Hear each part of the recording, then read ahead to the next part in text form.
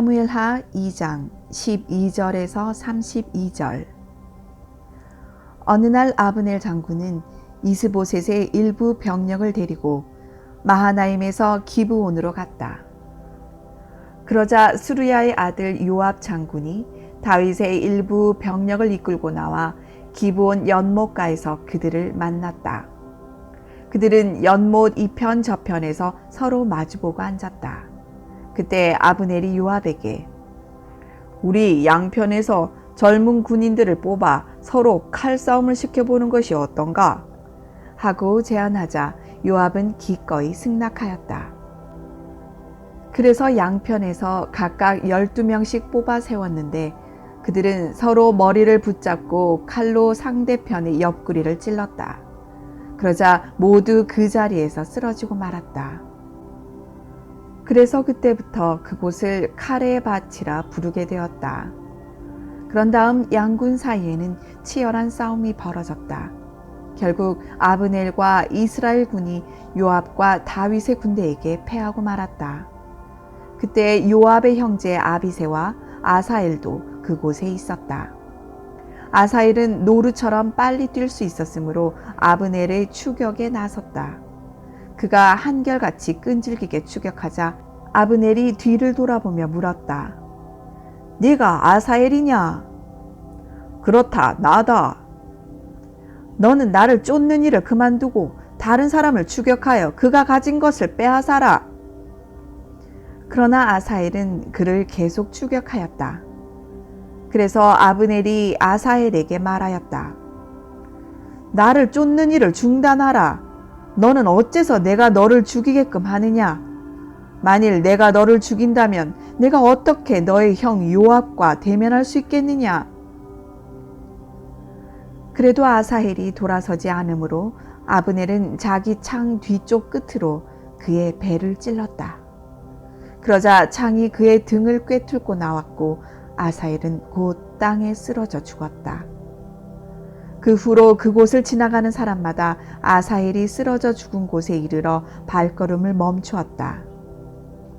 이번에는 요압과 아비새가 아브넬의 추격에 나섰다.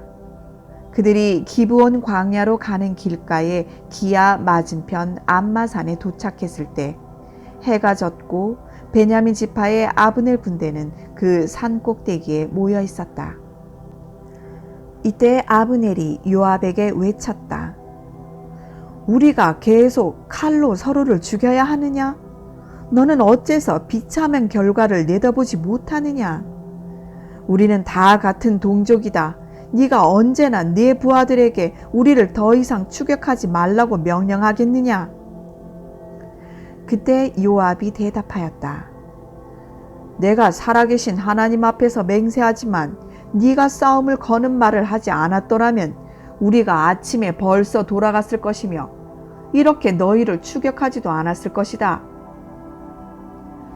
그러고서 요압이 나팔을 불자 그의 부하들은 더 이상 이스라엘 군을 추격하지 않았고 그들은 다시 싸우지 않았다. 그날 밤 아브넬과 그의 부하들은 아라바를 지나 요단강을 건넌 다음 밤새도록 행군하여 다음날 아침에 마하나임이 도착하였다. 한편 요압과 그의 부하들도 돌아와 인원 점검을 했는데 희생자는 아사헬 외에 19명이었다. 그러나 모두 베냐민 지파 출신이었던 아브넬의 부하 중에서는 360명의 병사가 전사하였다. 요압과 그의 부하들은 아사헬의 시체를 베들레헴으로 메고 가서 그의 아버지가 묻혀있는 묘실에 장사한 다음 밤새도록 걸어서 새벽에 헤브론으로 돌아왔다. 사무엘하 3장. 사울의 집안을 지지하는 사람들과 다윗의 추종자들 사이에 전쟁이 오랫동안 계속되자 다윗은 점점 강해지고 사울의 집안은 점점 약해져 가고 있었다. 다윗은 헤브론에 사는 동안 6 아들을 낳았다. 그들 중 맏아들은 이스라엘 여자 아히노암에게서 태어난 암논, 둘째 아들은 나발의 아내였던 갈멜 사람 아비가일에게서 태어난 길르압, 셋째 아들은 그술왕 달메의 딸 마아가에게서 태어난 압살롬, 넷째 아들은 학기덱에서 태어난 아도니아, 다섯째 아들은 아비달에게서 태어난 스바냐, 여섯째 아들은 에글라에게서 태어난 이드르암이었다. 사울의 집안을 지지하는 자들과 다윗의 추종자들 사이에 전쟁이 계속되는 동안 아브넬은 사울의 집안을 지지하는 자들 가운데서 점점 자기 세력을 굳혀갔다. 그가 사울의 첩중에서 아야의 딸이었던 리스바와 정을 통하자 사울의 아들 이스보셋이 자기 아버지의 첩과 간통했다고 아브넬을 책망하였다. 그러자 그는 격분하여 이렇게 외쳤다. 내가 유다 편을 들 개 같은 인간으로밖에 보이질 않소? 내가 오늘날까지 당신의 부친 사울의 집안과 그의 형제들과 그의 친구들에게 은혜를 베풀었을 뿐만 아니라 당신을 다윗의 손에서 건져내었는데도 당신은 이까지 여자 하나로 나를 책망한단 말입니까? 여호와께서는 사울과 그 후손들에게서 나라를 빼앗아 단에서 브엘세바까지 이스라엘과 유다 전체를 다윗에게 주겠다고 약속하였소. 내가 만일 이 약속이 이루어지도록 최선을 다하지 않는다면 하나님이 나에게 무서운 벌을 내리시기 바라겠소. 이스보셋은 이 말을 듣고 아브넬을 두려워하여 감히 한마디도 대답하지 못하였다.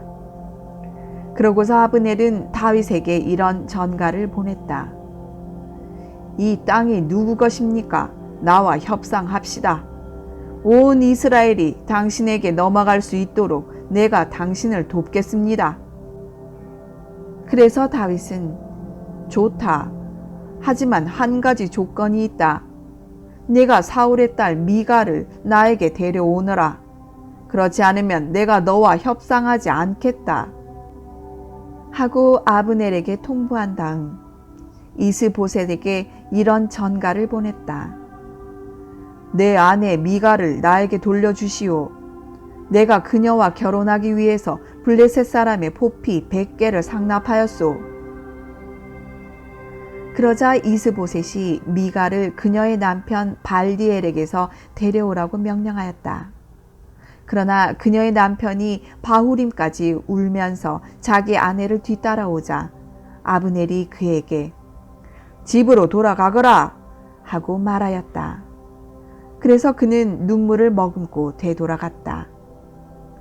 한편 아브넬은 이스라엘의 장로들과 상의하고 오랫동안 그들이 다윗을 자기들의 왕으로 삼고 싶어 했던 사실을 그들에게 상기시키면서 이렇게 말하였다.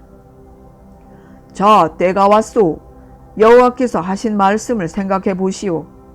내가 다윗을 통해서 블레셋 사람과 다른 대적들에게서 이스라엘을 구출하겠다고 하신 말씀 말이오.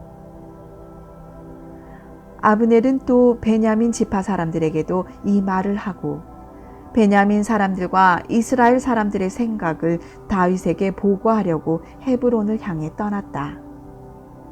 아브넬이 부하 20명을 데리고 헤브론에 도착하자 다윗은 잔치를 베풀어 그들을 환대하였다. 아브넬은 떠날 때가 되었을 때 다윗에게 이렇게 말하였다. 내가 돌아가면 모든 이스라엘 사람들을 불러 모아 그들이 당신을 왕으로 받아들일 수 있도록 하겠습니다. 그렇게 되면 당신은 원하던 것을 다 얻게 될 것이며 나라 전체를 다스리게 될 것입니다. 그래서 다윗은 그를 안전하게 돌아갈 수 있도록 하였다.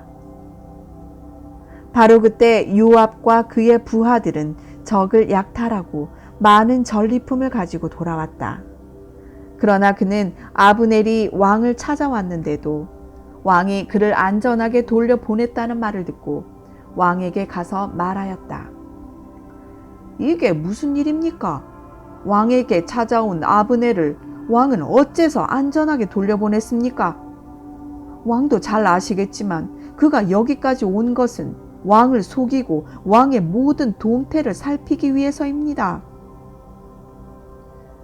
그러고서 요압은 사람들을 보내며 아브넬을 쫓아가서 그를 데려오라고 하였다. 그들이 시라 우물가에서 그를 만나 데려왔으나 다윗은 그 일에 대해서 아무것도 알지 못하였다. 아브넬이 헤브론에 도착했을 때 요압은 마치 그와 사사로운 이야기라도 하려는 듯이 그를 성문 곁으로 데리고 가서 그의 배를 찔러 죽여 자기 동생 아사헬의 원수를 갚았다. 후에 다윗은 그 일을 듣고 이렇게 말하였다. 아브넬의 피살 사건에 대해서 나와 내 백성은 조금도 죄가 없음을 여호와께서 아신다. 그 죄의 대가가 요압과 그의 모든 가족에게 돌아가기를 원하며 또 그의 자손들은 성병과 문둥병에 걸리거나 지팡이를 짚고 다니는 불구자가 되거나 굶어서 죽거나 전쟁에서 죽기를 원한다. 요압과 그의 동생 아비새가 아브넬을 죽인 것은 그가 기브온 전쟁에서 자기들의 동생 아사엘을 죽였기 때문이었다. 그때 다윗은 요압과 또 자기와 함께 있는 모든 사람들에게 너희는 모두 상복을 입고 아브넬의 죽음을 애도하여라 하였다. 그러고서 그는 직접 상여를 따라 묘지까지 가서 아브넬을 헤브론에 장사하고 그 무덤가에서 소리 높여 울었다. 그러자 백성들도 함께 울었다. 이때 다윗 왕은 아브넬을 위해 이런 애가를 지어 불렀다. 어째서 아브넬은 바보처럼 죽어야만 했는가? 내 손이 묶이지 않았고 네 발이 족쇄에 채이지 않았는데 악한 에게 죽은 자처럼 네가 허무하게 죽었구나. 그러자 모든 백성들은 다시 그의 죽음을 슬퍼하며 울었다. 아브넬을 장사하는 날 다윗이 하루 종일 아무것도 먹지 않자 모든 백성이 그에게 와서 음식을 권하였다. 그러나 다윗은 해지기 전에 아무것도 먹지 않겠다고 하나님 앞에 맹세까지 하면서 완강히 거부하였다.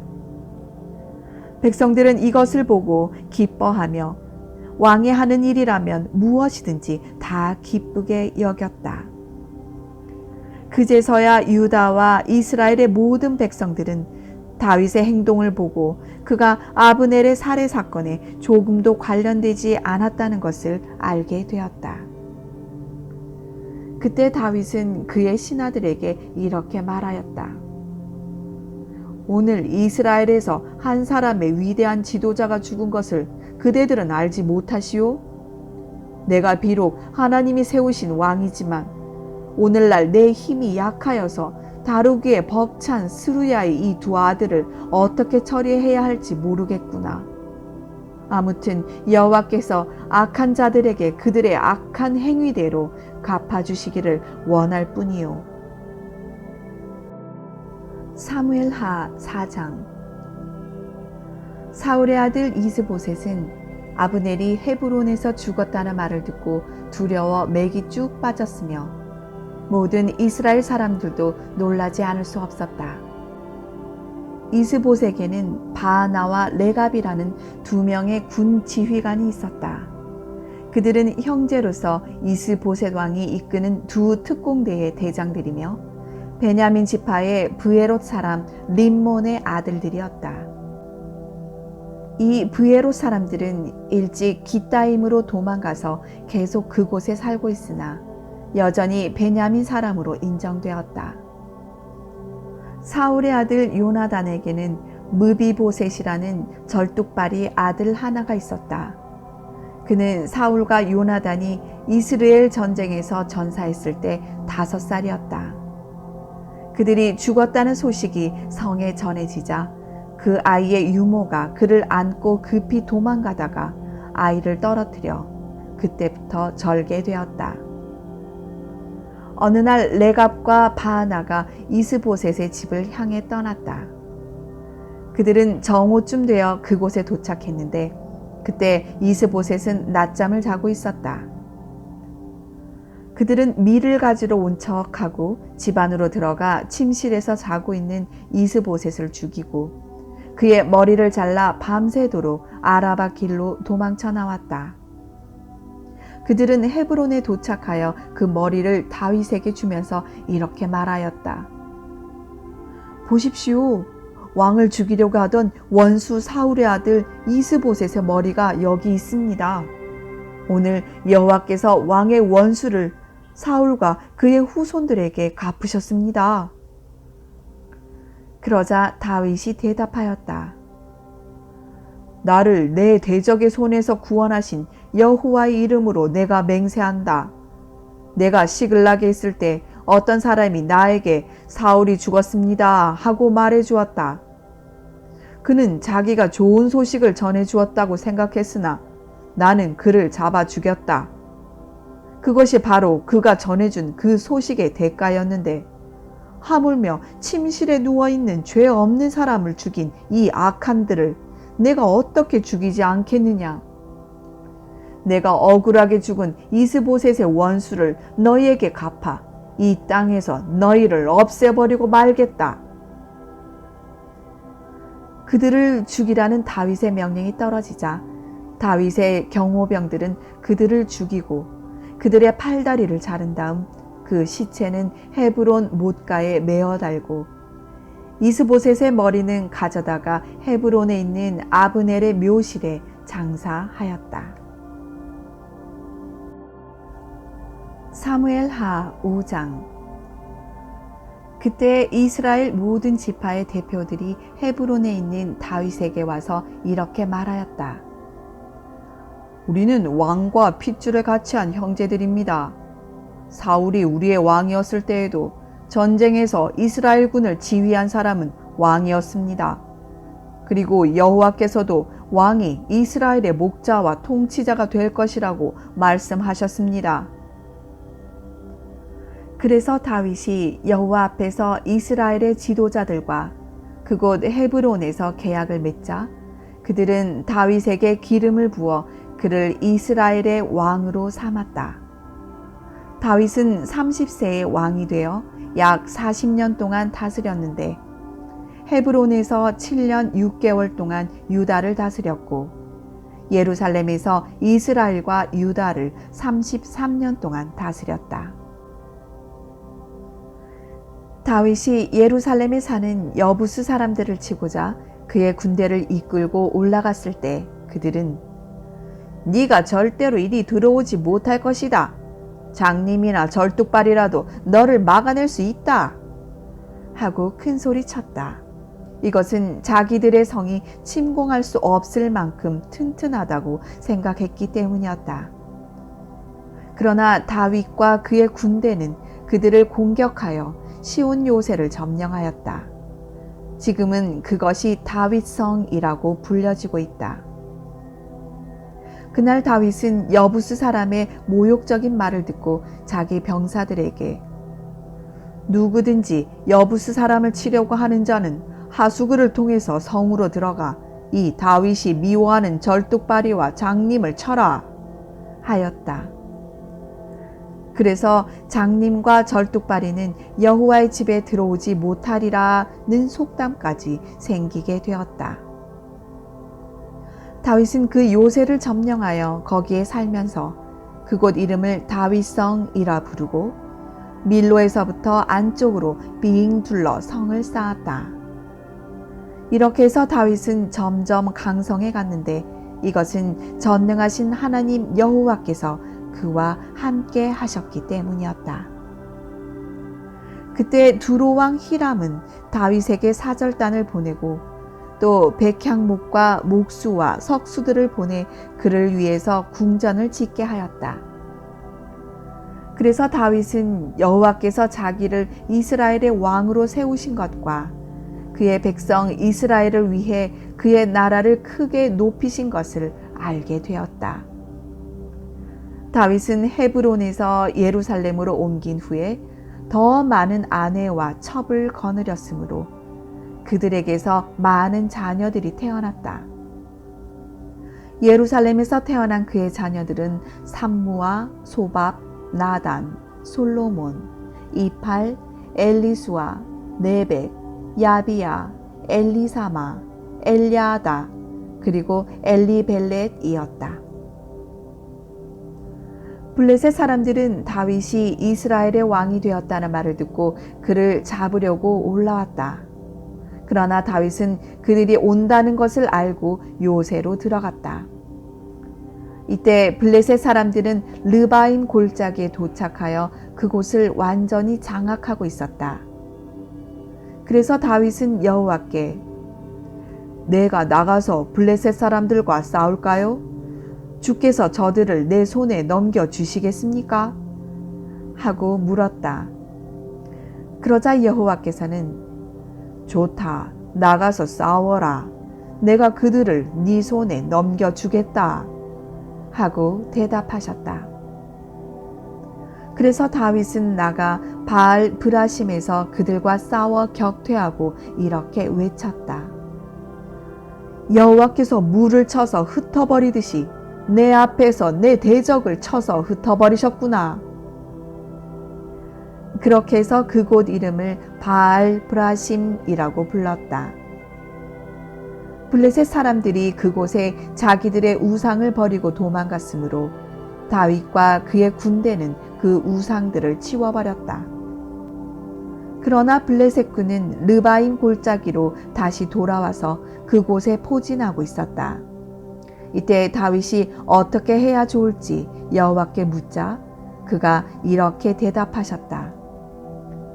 정면 공격을 피하고 그들 뒤로 돌아가 뽕나무 숲 근처에서 공격 태세를 취하고 있다가 뽕나무 꼭대기에서 행군하는 발자국 소리가 들리거든 너는 즉시 공격을 개시하라. 이것은 나 여호와가 너보다 앞서가서 블레셋군을 치겠다는 신호이다. 그래서 다윗은 여호와께서 명령하신 대로 게바에서 게셀에 이르기까지 줄곧 블레셋군을 쳐서 격퇴시켰다.